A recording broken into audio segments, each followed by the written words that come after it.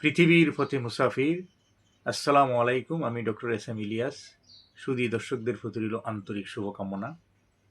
হৃদয়ে দিয়ে শোনার আহ্বান রইল। আশা করি মন গগনে সারা জাগবে। কিছু ভাবনা আজকের আলোচনায় থাকছে আমি বিজয়ী।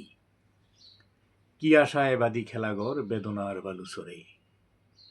জ্ঞান অর্জনের জন্য আমি চীন গিয়েছি, বিলেত গিয়েছি।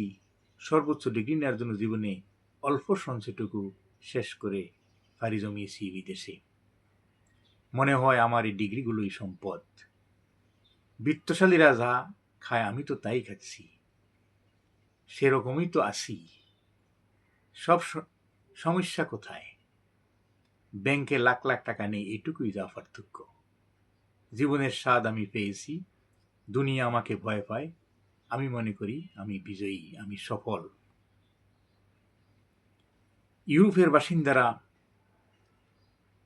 মানুষের সেবা করে, পশু পাখির সেবা করে, কিন্তু ধর্ম পালন করে না। এখানেই সব দুঃখ আনন্দ তারা মনে করে।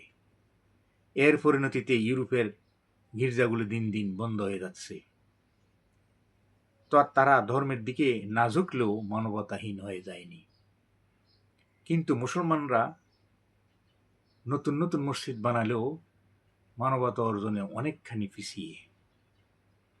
ইউরোপের মানুষ গবেষণা করে এবং জ্ঞানীকে সম্মান করে। যারা জ্ঞান অর্জনে নিয়োজিত তাদেরকে অত্যন্ত সম্মানের চোখে তারা দেখে। মুসলমানরা নিজেরা জ্ঞান অর্জন না করে অন্যের কথায় বিশ্বাস করে ধর্ম পালন করে। অর্থ উপার্জনেই জীবনের উদ্দেশ্য বলে তারা মনে করে। আলোচনাটি ভালো লাগলে লাইক, শেয়ার, কমেন্ট করুন এবং সাবস্ক্রাইব করে সাথেই থাকুন। ধন্যবাদ।